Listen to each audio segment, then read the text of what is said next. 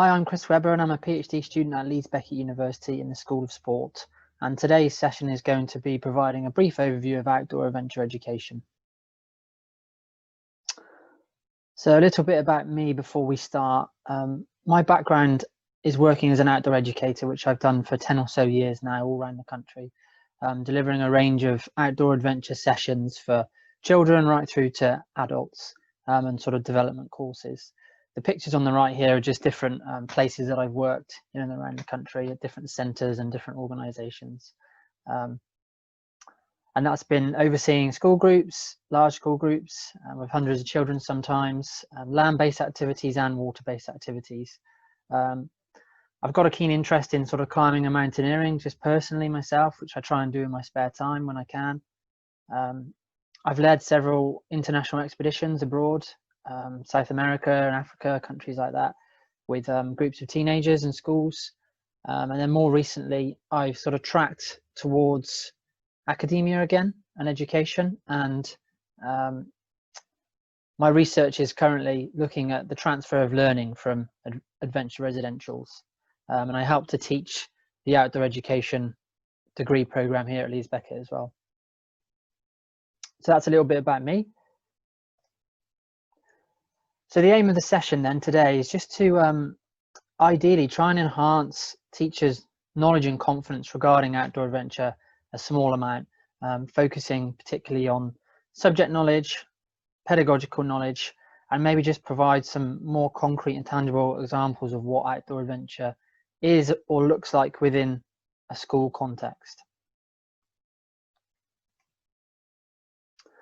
So the overview for the session, first of all, just providing a brief background of outdoor adventure really within an educational arena, why this is an important thing to do for young people and some of the benefits, what it actually involves or looks like, where you can do this activity, and then how you can do it as well. So some of the more pedagogical delivery considerations. And then also maybe some of the things to think about if you are trying to implement this within a school. So first of all then, outdoor adventure within England, it's been linked with education for over 100 years really. And to start off with, it was sort of done to prepare young men for war, to toughen them up in some of the upcoming sort of conquests abroad with the British Empire and things like that. It then maybe shifted a little bit more towards being able to provide opportunities for the working class young people that maybe wouldn't get access to some of these more expensive activities that the more wealthy and the higher classes could. So intended to readdress that sort of social inequality in and around the Industrial Revolution really in the Victorian times. And then ever since a national curriculum has been in place within England, so since the 1980s, as far as I'm aware, outdoor adventure has been included on the curriculum. Now the last national curriculum, the Labour one, it was optional. So what that often resulted in is because schools maybe didn't necessarily know what it was or they found it hard to deliver, is they often chose other activities within the PE strand instead. So they might have chosen to do athletics or swimming instead of outdoor adventure. So that optional element often meant that outdoor adventure was sort of overlooked really, which was a shame. Now the Conservative-led policy and national curriculum, which came into force in 2014, as I'm sure you're aware, was a bit of a watershed moment really for outdoor adventure because it became compulsory or mandatory for the first time, which was really good news for people like me that are interested in this, and I think also young people that can benefit from this as an activity.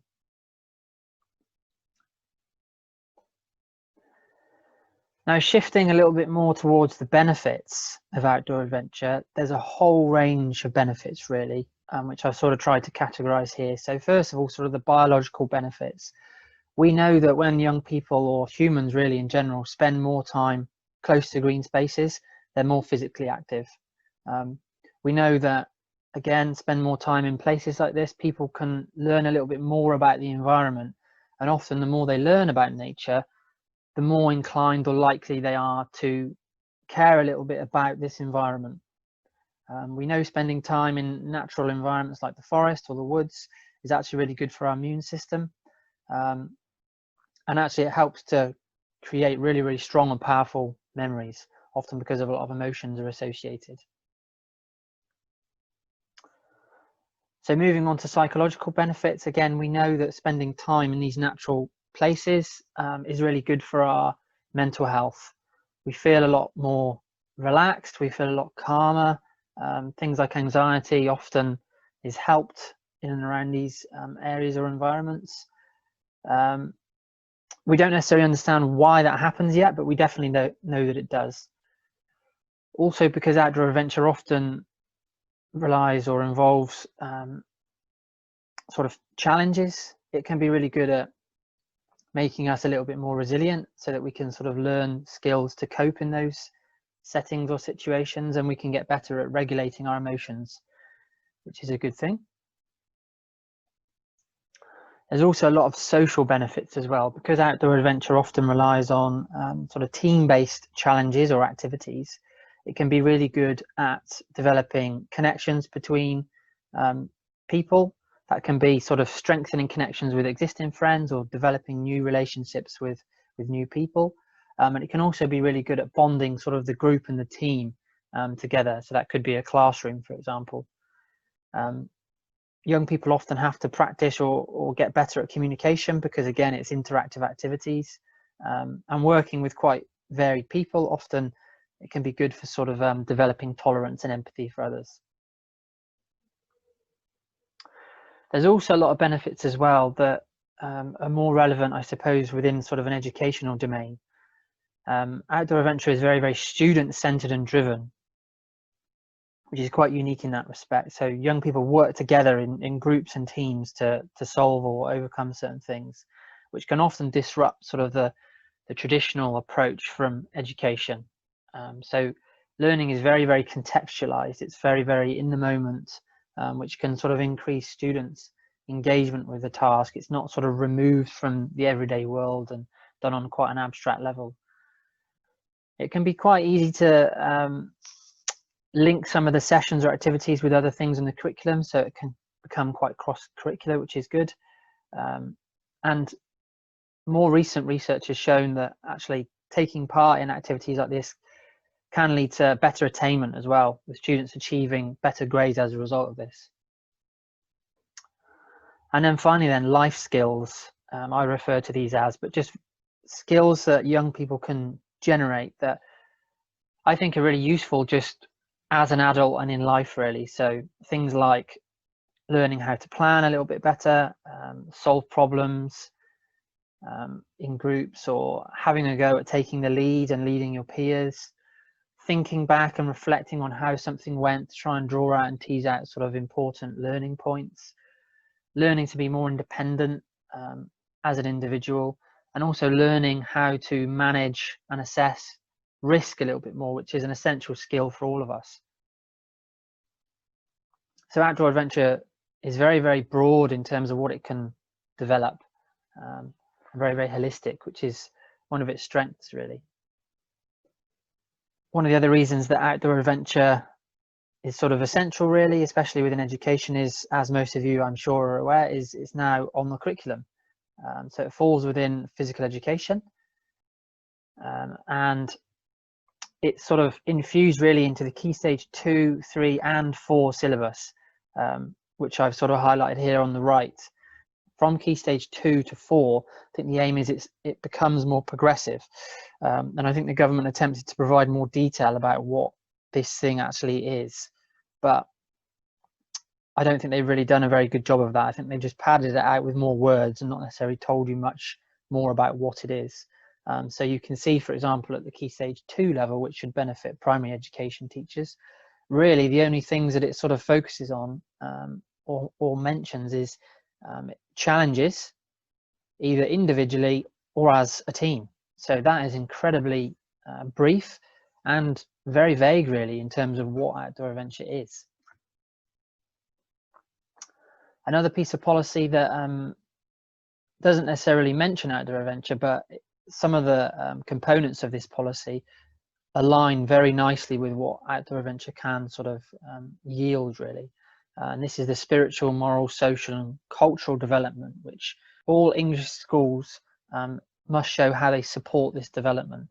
Now, I've just sort of read through this page here, page 41, and highlighted some of these points that outdoor adventure is very, very good at developing. So, for example, learning about oneself and others and the world around them, using your imagination and your creative thinking, which is very, very sort of relevant for overcoming problems and problem solving and working towards sort of challenges like that. Reflecting on people's experiences, again, that's a fundamental component of outdoor adventure, making sense of what's just happened. Understanding the consequences of people's behavior and actions, again, because outdoor adventure is very real. There are very genuine and tangible consequences for actions. So that aligns nicely. Understanding and appreciating the viewpoints of others, again, because it involves collaboration and working together, that inevitably pulls in other people's perspectives on things, which for young people may not always be easy to sort of work with. Again, on the right here, resolving conflicts. So very, very similar in terms of working together with your peers that may not always agree about certain things. So some really good skills that people can generate and develop, really. And then the final piece of policy, which again, you may or may not have heard about, came out in 2018, is the government's 25-year environmental plan. Now, there's a page in this that specifically refers to schools and young people. And the aim of this is to try and get more children to interact and become close with nature.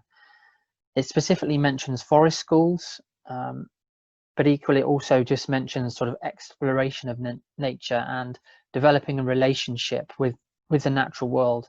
I think in the hope that young people, the more they learn about it, the more inclined they will be to try and protect it and look after it. It also mentions physical activity in outdoor settings and also regular trips to natural spaces. So again, there's a bit of an area here, or a bit of an expectation on schools really to try and facilitate this with young people. Now, another reason why outdoor adventure is really timely, I suppose, really, is the recent events with, coronavirus. This has highlighted this more than ever, really. The world is a rapidly changing place, and the problems that we face as a species now, globally, they're complicated. The easy things have already been figured out, and as a result of this, we've sort of got a skills gap which has been highlighted that is emerging and only becoming more pronounced, really. In this picture here, this graph shows this, and it highlights that highly skilled jobs where you need a high degree or a high level of education are becoming more in need, and those sort of lower skilled jobs where people typically have lower qualifications are becoming less needed and less relevant, really. So there's becoming a very, very stark divide between sort of highly skilled jobs and more manual jobs. And a lot of sources and elements of literature, which I'm going to mention in a second, have highlighted that formal education is this, and the competencies and skills that formal education can impart with young people is becoming less relevant. Now, that is quite a contentious thing to say. I'm totally aware of that, but UNESCO have created a series of reports about how formal and traditional education around the world are failing students, really. As a result, they're not buying into it, and equally as a result, a lot of them are dropping out of traditional education. And the skills that humanity needs moving forwards in the 21st century, which they call 21st century skills, are often quite different to what mainstream education can cultivate or currently cultivates. And on the right here, here's a list of some of them that I just pulled out of some of these reports from UNESCO that align really nicely with some of the things that outdoor adventure can develop. Again, some of the examples are about working together, so teamwork, collaboration, rather than sort of working on things individually, thinking about things critically to try and solve problems, using people's creativity and imagination to think about different ways of doing things, working with others, often in challenging circumstances, so you might need to offer empathy or be a bit compassionate to your friends or other people in that environment. And again, coming back to this sort of working together notion, communicating your ideas as well. So these are all really, really important skills moving forwards. Again, as probably some of you are fully aware, the School Sports Premium was released fairly recently using money generated from the sugar tax, which came at a really good time to support outdoor adventure because it generates about £320 million a year.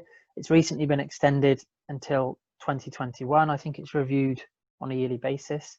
And that means that schools, primary schools, can get up to, and in some cases, if they're large schools, over £16,000 per year to spend on developing certain things. And that applies to state schools, academies, and free schools. Now, in theory, what the School Sports Premium should be used on is developing physical education provision, sports delivery, enhancing physical activity, swimming provision, or developing staff in relation to some of these areas. And one of the important things is the School Sports Premium should be used to make additional improvements either to what schools can offer or the quality of their provision. And again, as some of you are probably aware, here's just what it should and shouldn't be used for. So making experiences broader for young people so that there's a wider repertoire of things that they can engage with, new sports, new activities, and intended to encourage more people to take part. So more of an engagement thing. Schools should not use it to cover the basic provisions of providing PE. Some primary schools struggle with providing physical education provision, and some schools do use it to cover the basics, which technically they shouldn't. And they shouldn't be using it to buy in coaches so that teachers can do sort of planning and preparation work. Now, primary schools are required to publish details of how they spend this online as well, sort of in a transparent approach, and to demonstrate the impact of this as well. The School Sports Premium now can be used to support this new requirement of schools having to implement outdoor adventure. So it came at a really good time, this pot of money.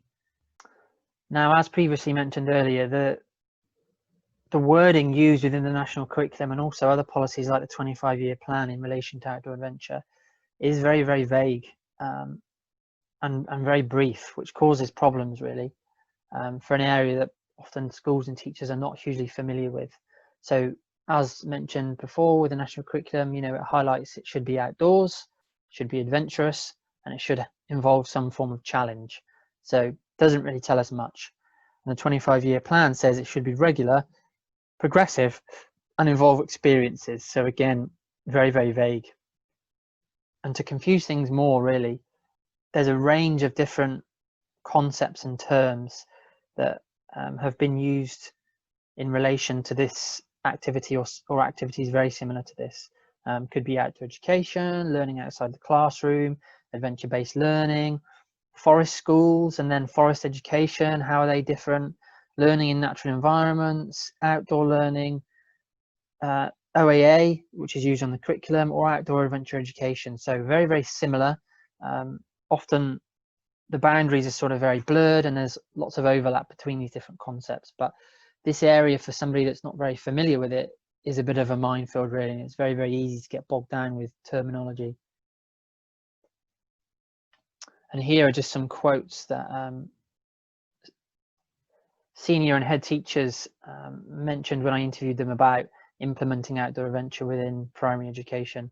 So you can see vague, ambiguous, minimal guidance from the curriculum, no examples given, no learning outcomes suggested. Some schools felt it was very, very easy to just tick those boxes, whereas other schools felt that actually the policy lacked ambition and didn't really challenge or encourage schools to sort of implement much outdoor adventure at all, really. So not a particularly great situation with support in relation to this. Now this image is actually the use of the word adventure over time from the 1800s to the millennium.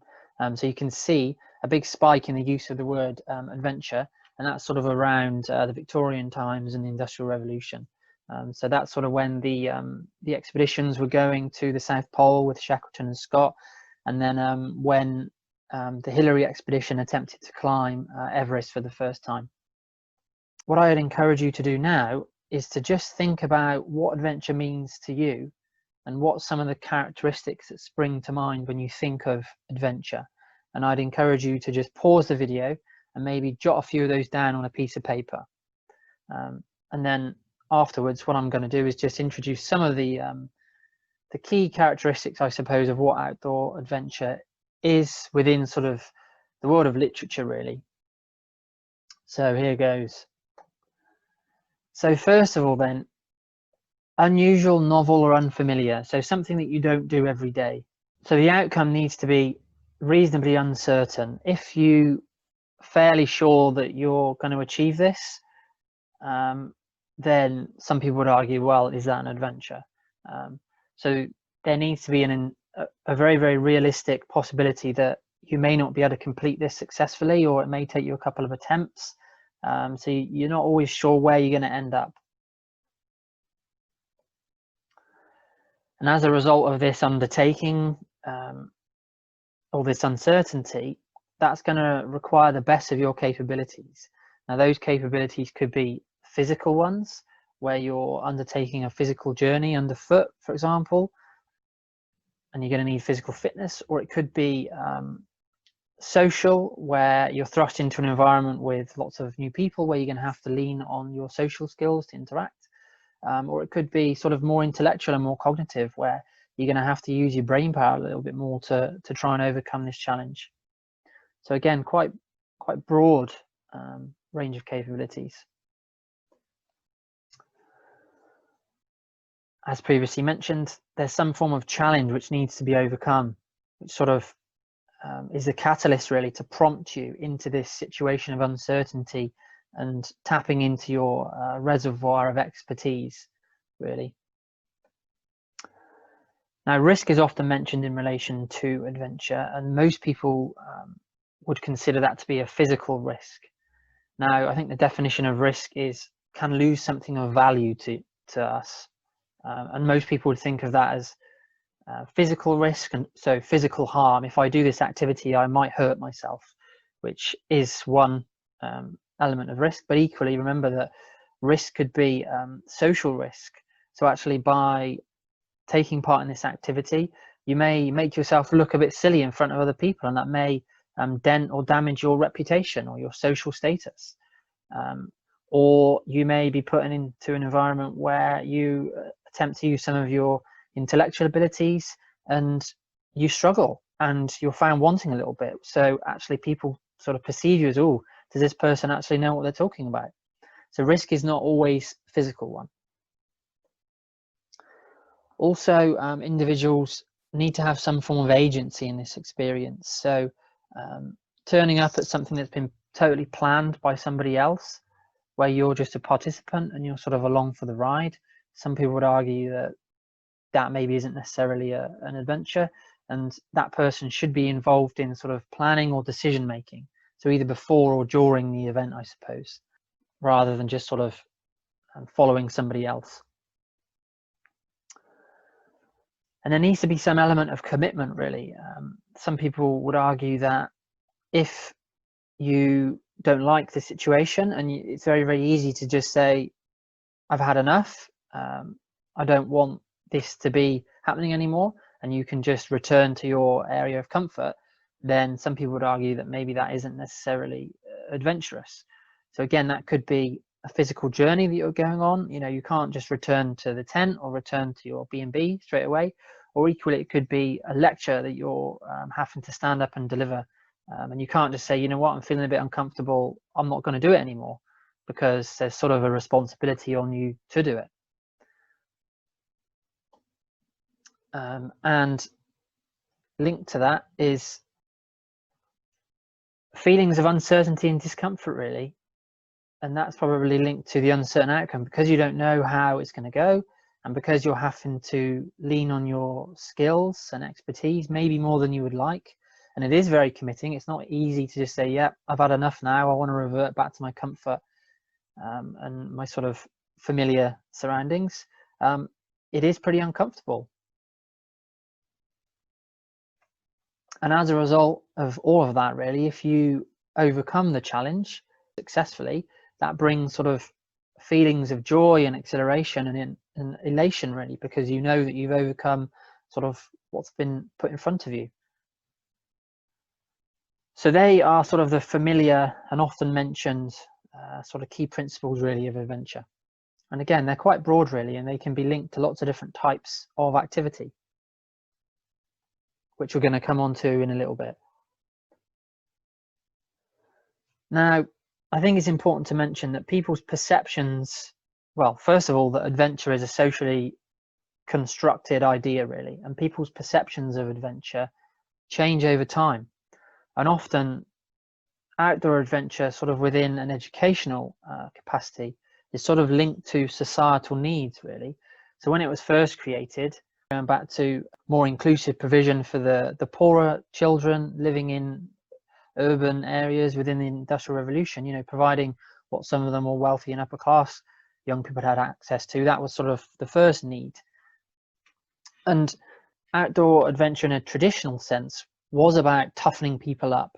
It was about whisking them away to a remote place and very, very physical challenges. You know, put a big rucksack on with all of your equipment that you're going to need over the next 3 days and trek into the hills, which is really arduous, being remote and away from sort of home and support. And the risks were maybe physical risks where you might trip over or injure an ankle or something like that. And, you know, there was a lot of bravado linked to that. And it was about character building, the very sort of Victorian approach. Maybe more recently, outdoor adventure has tracked towards sort of more one-off sort of thrill-seeking, high adrenaline type activities, where the focus is more on the activity itself. It's about doing something new.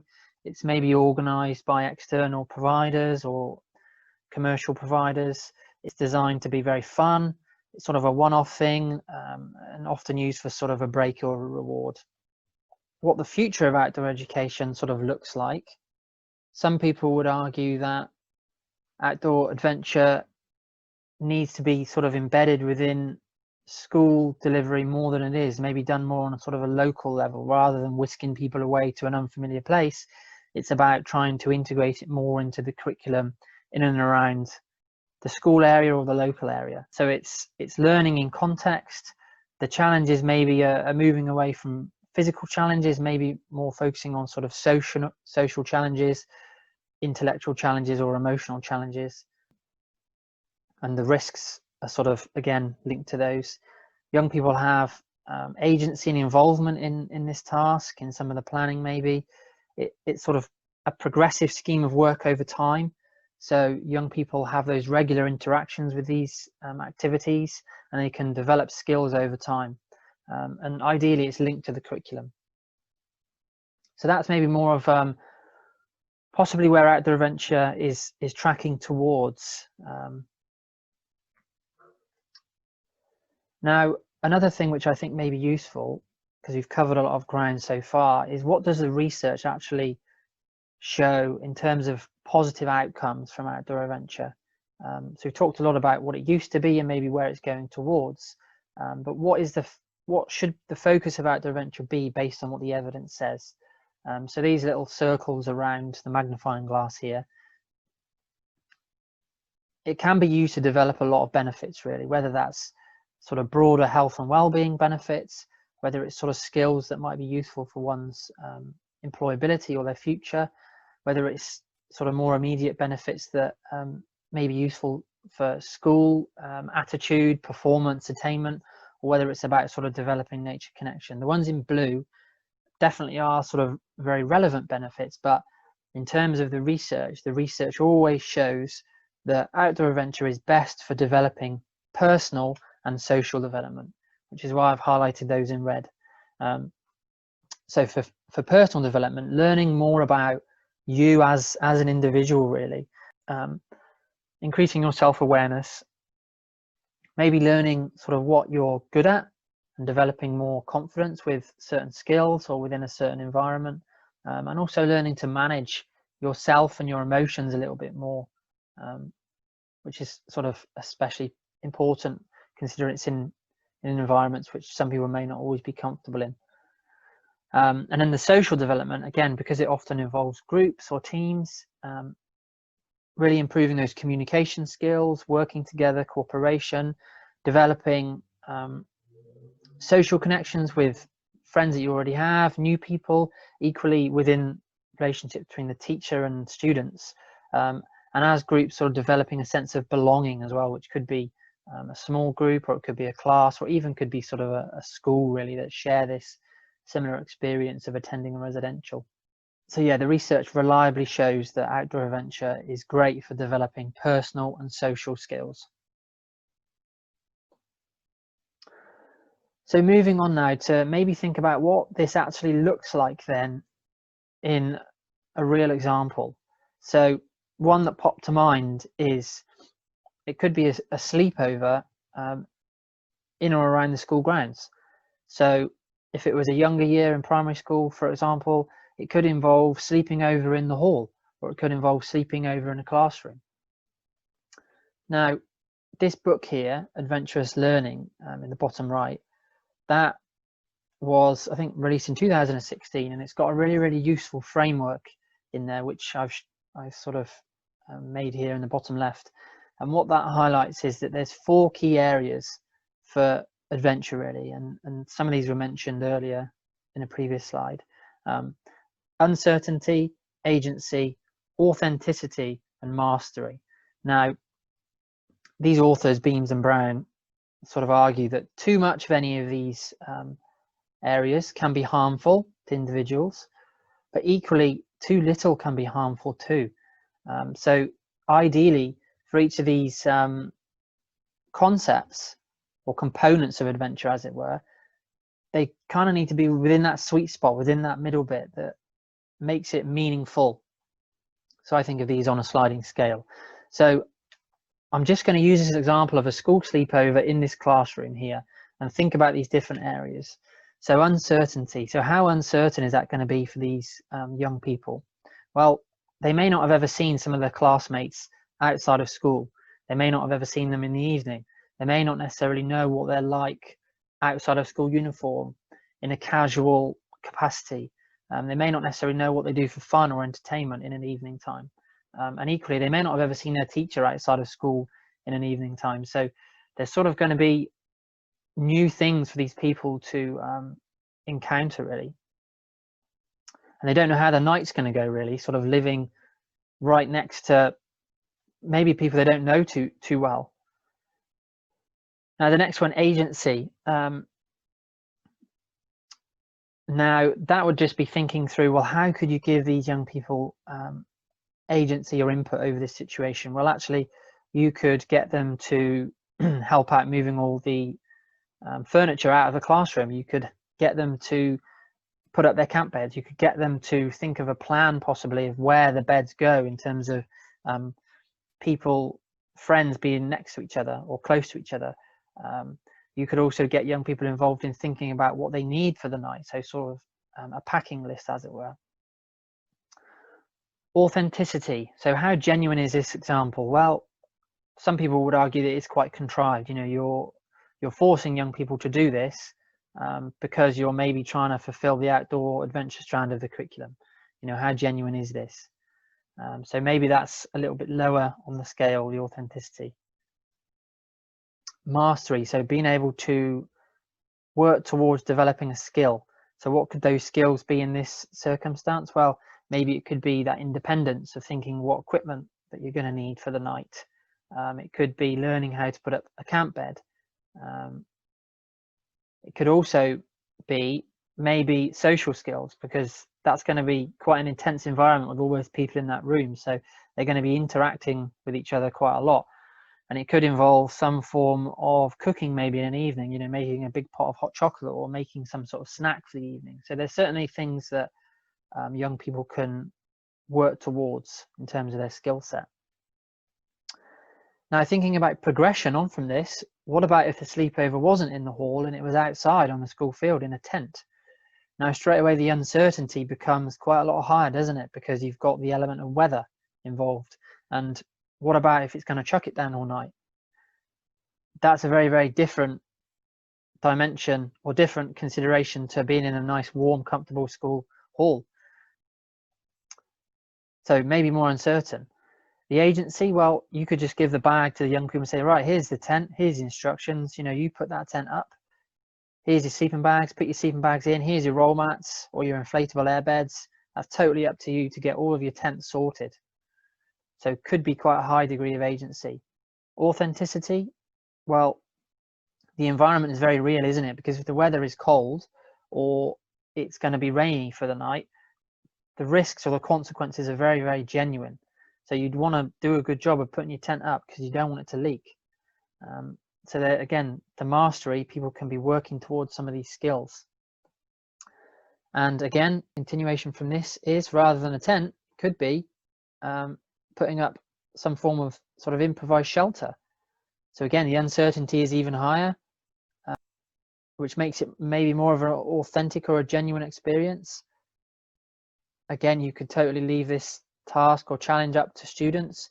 You could give them some crib cards or some ideas of different types of shelter so that they can select what they feel is best for them and their friends. So it's going to require a lot of sort of skills really to get that up to a standard where they're prepared to sleep under it. And finally, you could even progress onto natural shelters. Like you'd probably want to do that with an older group, and probably maybe wouldn't even want to do it with primary school kids. But if they had been through that progression, then maybe they might feel confident enough if their skills, if they'd mastered those skills enough, they maybe feel confident enough to have a go at sleeping out in a natural shelter. But this simple model, hopefully, gives you just a bit of an idea about how you can make sense of a possible idea using sort of a conceptual model to evaluate how adventurous this experience either is or could be. And I'd recommend the book as well, it's good reading. And then referring back to personal and social development, again, in being involved in anything that involves sort of sleeping out in unfamiliar environment, you're going to learn more about yourself, how you function in that environment. You're possibly going to learn more about your skills in terms of being able to interact with the teacher in an evening, unfamiliar people in an evening, and your skills to erect a shelter, whether that's a tent or whether that's a natural shelter. And you're definitely going to require some skills at managing your own emotions as well in environments like that. And social development, again, because there's lots of people there involved sharing these challenges, you're going to develop a lot of social skills as well in these in this example.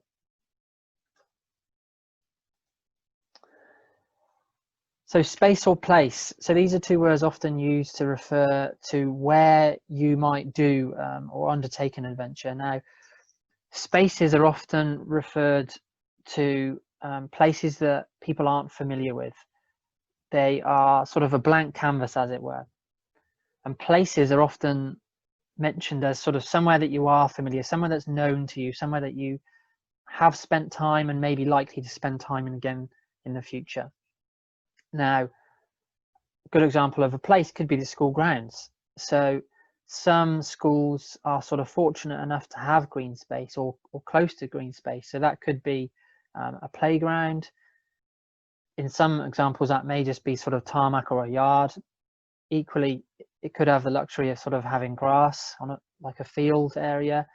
Some schools may have a conservation area or garden area, or some schools may be close to sort of natural parks, well, park or sort of some wooded areas. So there's certainly scope for doing some of these activities in a place that's sort of local to a school that students and teachers should be more familiar with. So whether that's your, on site in your school or whether that's somewhere close by, So again, as we mentioned, parks or woodlands, but equally it could be lakes or rivers, or if schools are by the coast, it could be the beach or the sea. And then equally, some schools in and around large cities have access to facilities in cities. So for example, in Leeds, I know some schools jump on the train and they go to the climbing wall as part of their PE session. Or again, in Leeds is quite fortunate because the council has several council-owned outdoor centres. So you could jump on a minibus and go and visit one of those outdoor centres that's within the city perimeter. Now, the other option is a remote space, really, and this often involves going away on a residential, so several nights. Often is the case that it's sort of provided by an external provider, but I have certainly heard of examples of when staff would, or teachers would, sort of book somewhere, whether it's a campsite or whether it's an area to use, and they would get sort of sole use of that space, and they will actually deliver activities either themselves with things that they're confident to do, or they'll sort of get in instructors to do it. So the residential will be orchestrated by the teachers themselves. Now, in terms of what schools could do themselves, sort of more those lower level activities, maybe the way that I think about this is I try and group activities into sort of categories. So that could be like a team development activity where the group has to overcome a certain challenge or problem that you introduce. It could be bushcraft, where people are sort of using the natural environment to make string or rope or cord, or filter water, or build things with earth. It could be using map skills, whether that's orienteering or learning how to use a compass. It could be activities to try and get people connected more with the natural world. So it could be exploring ponds or rivers or lakes or the beach, or just exploring the woods or the forest maybe. So very, very immersive activities. It could be campcraft. So building fires and fire lighting and different types of fires. It could be cooking around fires. It could be building shelters and erecting tents. Construction as well. So using natural materials to weave things, weave baskets, make fences. It could even be to build like coracles, little raft things that go on the water, or build catapults, or building big structures out of big poles. More expressive activities, so artistic things, using the natural world to sort of generate art or make things. Scavenger-based activities, so going into the natural world, so again quite immersive, to find things.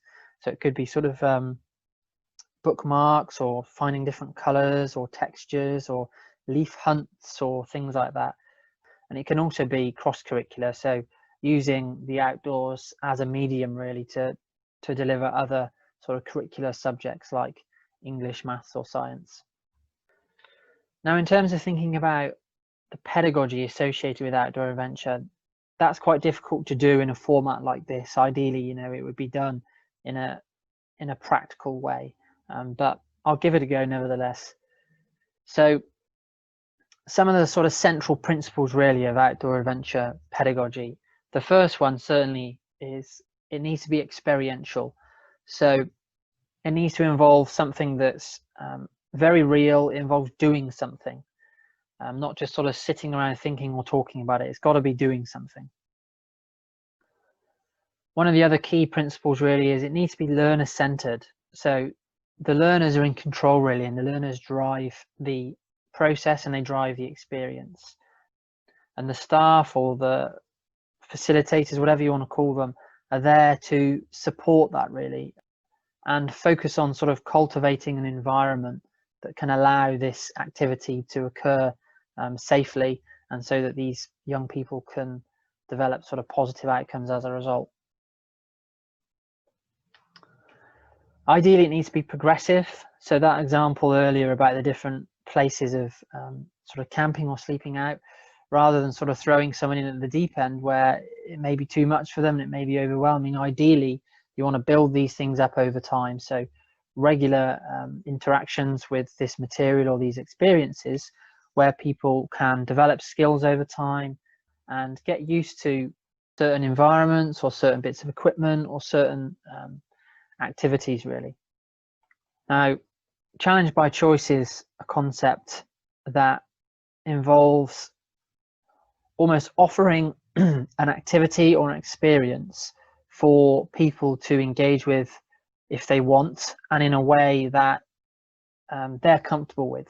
So rather than forcing someone to do something they don't want to do, it's really, really important to provide the opportunity for people to engage with it, and to almost highlight that staff or facilitators are there to support and encourage people to take part up to the point where they're happy with. Because if you push people too far, then you run the risk of people having bad experiences, which we don't want to happen. And people would often refer to that as misadventure. So we don't want to have a misadventure. We want people to think of adventure in a positive way. And also an essential principle of experiential learning is reflecting on that experience really, thinking about what just happened, trying to tease out some learning points, and then thinking about how they may be useful for an individual moving forwards, either at school or in their lives, just more generally really. So trying to link the learning from that situation to another setting or situation really. Now, this is the experiential learning cycle by Kolb, which is often used in the outdoor industry, and you may be familiar with this already. It doesn't necessarily matter where you start, but it's sort of a cyclical model that has several stages really. Now, it involves, as we mentioned, a concrete experience. So you have to do something first of all, maybe, and then once you've sort of taken part in that, whether it's a sleepover at school or whether it's a forest school session in your local park, or whether it's learning to make string from natural materials in the woods, whatever, you need to reflect on what you did, recall the events, and explain sort of some more prominent incidents from the experience really, and how they panned out over time. And I think it's important as well to factor in feelings and emotions in this. How did people feel during these incidents? So once someone's sort of reflected on what happened and some sort of key points from the experience really, the next bit is to think about, okay, so why are they important? What did I learn from that? What worked, what didn't work, and why really? Why was one thing better than another? How did I perform at a particular skill? What am I good at? What do I struggle with a little bit more? So trying to extract some learning really, some sense making from the experience. And then the final bit is about, okay, so I reflected on what happened and tried to tease out some of the key learning points. The next bit is thinking about, okay, well, how can I use those moving forward? So if actually within this problem solving activity you didn't figure out the correct way of doing it first time, and it took you several attempts, several sort of rounds of failure as a team, then that's a great experience to highlight back in the classroom, isn't it? That actually failure isn't a bad thing, and that you can learn from failure and you can refine what you do moving forwards, to select different methods really. Now, I think of sort of outdoor adventure pedagogy on a continuum really. On the one end of the continuum, on the left here, is like the teacher is the content expert. They hold all the power, they hold all the knowledge, and it's their job to impart that knowledge into these young vessels really, fill their brains with knowledge. And on the other end of the scale is sort of the constructivist approach, where the teacher or the educator is more on a level playing field with the learner, and they're working together to sort of generate and build knowledge at the same time. And then in the middle is the teacher focuses on cultivating the right conditions for learning to occur, and that's sort of where they invest their energy really. Now, outdoor adventure certainly focuses more towards the right hand side of this spectrum, and teachers and educators definitely need to focus on the group dynamics and sort of the learning environment and situation. But equally, I think educators and teachers certainly probably do build knowledge and generate knowledge at the same time as their students, because the outdoors involves lots of activities that people aren't always familiar with, and nature, there's so much to learn about the natural world. One person can't have all of that knowledge and all of that expertise. So I think, let's use the example of putting up tents on the school field for a one-night residential with year 5. If that was sort of the setting and the challenge that the learners had to overcome, would it matter that the teacher didn't necessarily know how those tents went up? I don't think it would, because actually, what would that then prompt as a result? Well, it would encourage the teacher to probably get involved with the students. So allow some autonomy to the students. The students would give it their best shot to put these tents up. If the students were struggling, the teacher would maybe come over and go, right, okay, maybe I could offer a hand. If the teacher doesn't necessarily know, then they muddle along together, share the experience together. Yeah, they may end up making a few mistakes along the way, but that's all part of the experience. And then hopefully at the end, between the students and the staff, it would result in tents that are erected in a way that probably could be suitable to stay in for a night. And if they're not perfect, and if in the night some guy lines, the pegs come out and it's a bit flappy, then that's all part of the experience. Students will probably remember that for a long time. Teachers will probably remember that for a long time. And it's a very, very good bonding experience. So I don't think educators need to feel pressured into knowing everything about the outdoors, because if a student asks you, Miss, sir, what's that tree over there? And you go, you know what, I don't actually know. That's not a problem, because you can say, well, when we get back to school, we're going to look in the tree book and we can share that knowledge together. Now, moving on slightly, typically outdoor adventure is delivered within a residential capacity, often off-site, orchestrated by commercial providers. Now, that is often the main form of outdoor delivery within schools, because it's easier to implement. Schools can sort of outsource that responsibility to somebody else. So it helps sort of schools really in that planning sense. And it can definitely generate outcomes that are very, very unique and hard to achieve in other ways, really. And it can be a very, very memorable experience for students and teachers, actually. But the downside to that approach is residentials are very expensive.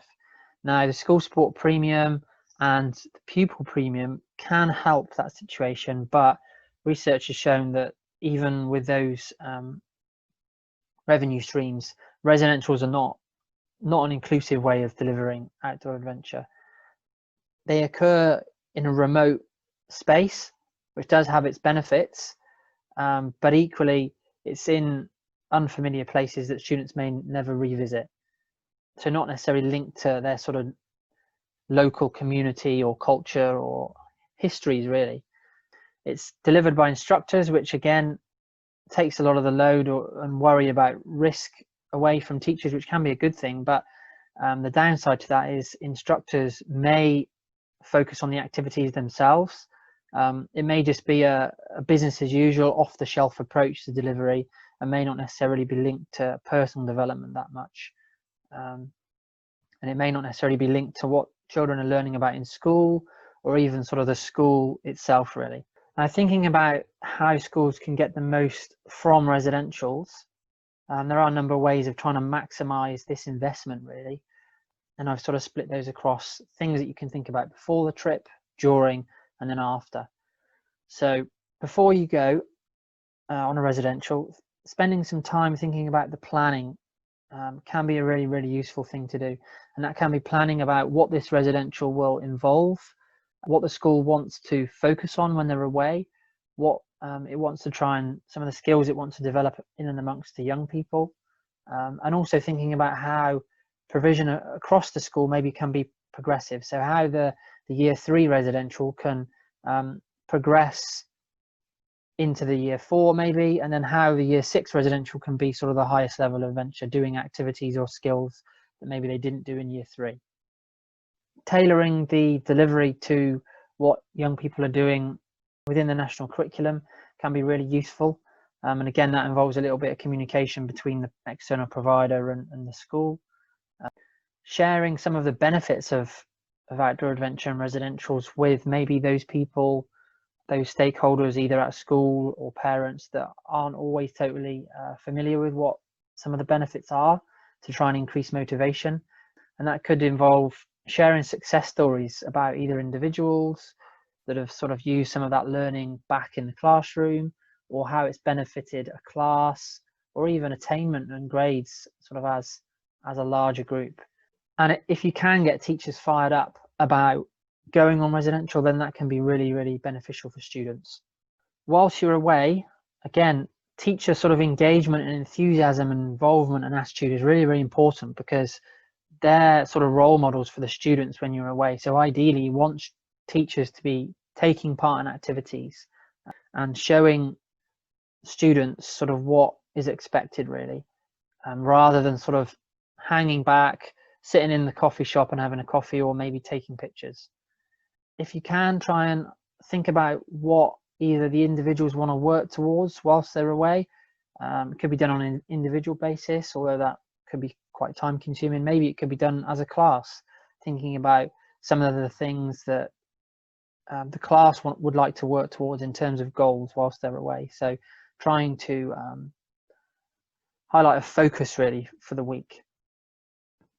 Maybe just highlighting that actually, if things are difficult or young people are struggling with certain things, then that's a good thing, because it highlights that they probably are learning, growing and developing. Also, that activities are a vehicle for development. I think it's important for staff to know that. So rather than the focus totally being about going sailing or doing a new activity that the teachers haven't done before or the school hasn't done before, it's important to remember that the activities are a vehicle for that personal and social development, which is the key area of importance. Again, reflections are really, really important, and instructors don't always do those whilst away. So that may involve teachers attempting to get students to make sense of some of their experiences in an evening time, maybe. It can be important to share information with families whilst you're away. So maybe just if one teacher, for example, were to take a couple of pictures of each class, just sharing that on the social media platforms, just to keep families and parents up to date with what's going on. And then ideally, towards the end of the experience in the residential, trying to make links back to school or people's everyday lives. So trying to think about a plan of how they can use some of that knowledge moving forwards, really, and consider some of the details. And ideally, those plans can be followed up back at school, and teachers can maybe remind the class or students about some of those plans that were put in place. Remember when you're on that residential and you said this? Now is a good opportunity to try and use that in the classroom and to test that out in real life.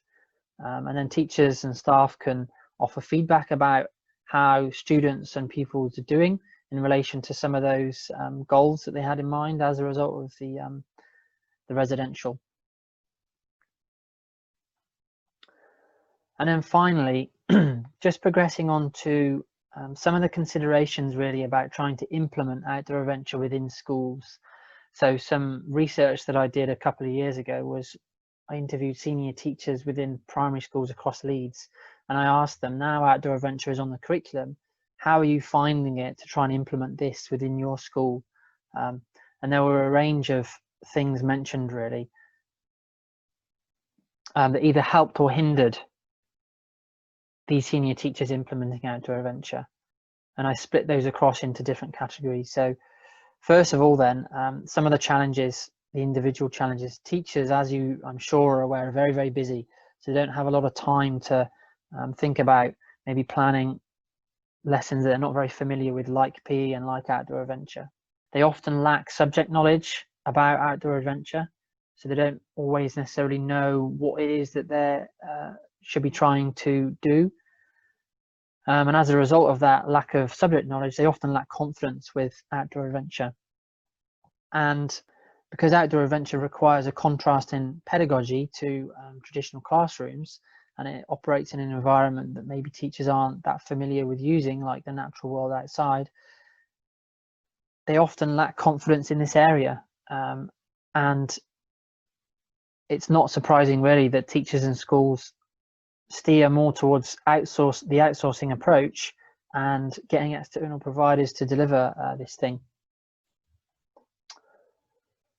Now, institutionally, there aren't very many resources that are sort of immediately obvious to support outdoor adventure, and those that are on the internet are quite fragmented, so it takes a lot of time to try and find some resources that teachers can use, which is hard when teachers are really busy. And as you're aware, schools often have other pressing priorities like attainment data and aspiring towards sort of positive Ofsted ratings. So spending lots of time researching resources for outdoor adventure is pretty far down the list of priorities really for a lot of schools and teachers. And staff turnover can be a problem. You might get sort of one or two staff or teachers that are really keen and sort of advocates for outdoor adventure, but when they leave, that often leaves a big hole in the school in terms of knowing how to support this thing really, outdoor adventure.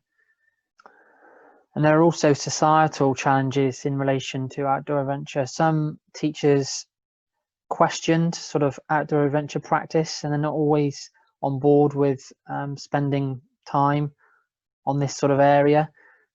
As a result, the subject often seems undervalued, and people are sort of unconvinced about the integrity of outdoor adventure as an educational pursuit.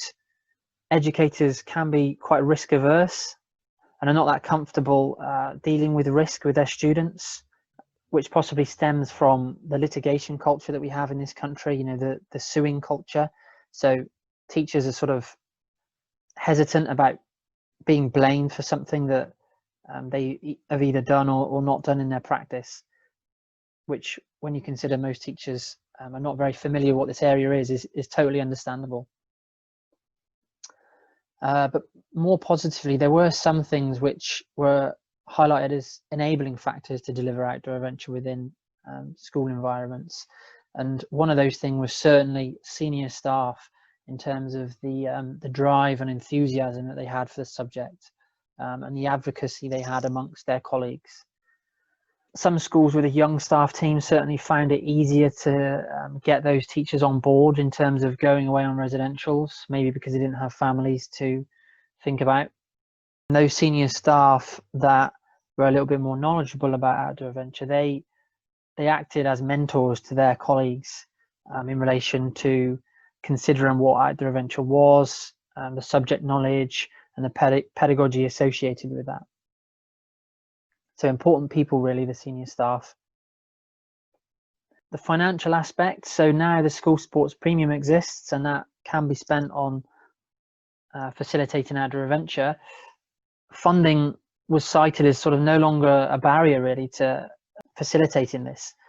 And certainly if schools choose to use the pupil premium for those families from lower socioeconomic statuses or more deprived areas, and some schools that again were in those more deprived areas tapped into lottery funding as well to try and make these residentials more inclusive for their students. So money wasn't highlighted as a huge issue in these schools that I visited. External support was also mentioned.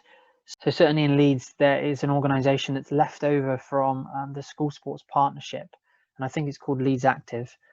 Schools can buy into that offer and they get access to equipment and they get access to advice about activities and risk assessments and training as well. So certainly head teachers mentioned that was a useful avenue in relation to outdoor adventure. And also some parents were mentioned to be quite supportive as well in terms of setting up some of these activities, maybe after school clubs, helping out with developing sessions in local areas in the woods. One school in particular, I think a parent came in and was really investing a lot of time to try and make a mountain bike course that students could sort of do in their PE lesson. And then finally, the school culture as well was really, really important. So if teachers have access to tangible resources that they can use to support outdoor adventure delivery, then that is a really useful thing. Some of these schools that were really good examples of delivering outdoor adventure invested in their staff, really, in upskilling them and professional development in relation to outdoor adventure.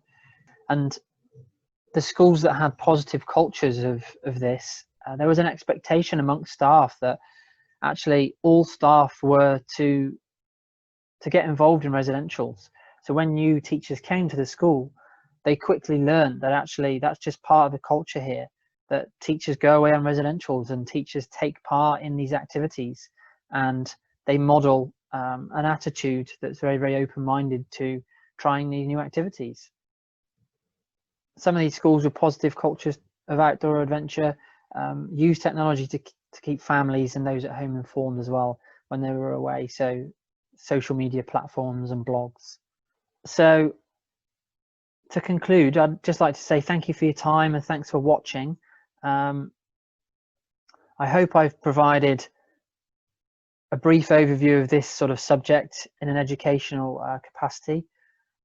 And I'd encourage any of you, if you've got any questions about anything that I've covered where you're not quite sure, or you'd like a few more ideas about what you could do maybe in a school, or you'd like a little bit of guidance or some signposting towards some useful resources or some more reading about particular areas, then just to get in touch, really. My details are here at the bottom left, so just send me an email, or when we finally return to campus, I'm over in Fairfax building, so come and knock on my door. But hope it's been helpful. Thanks for listening, and I wish you all the best, really, attempting to put this into practice in your respective schools.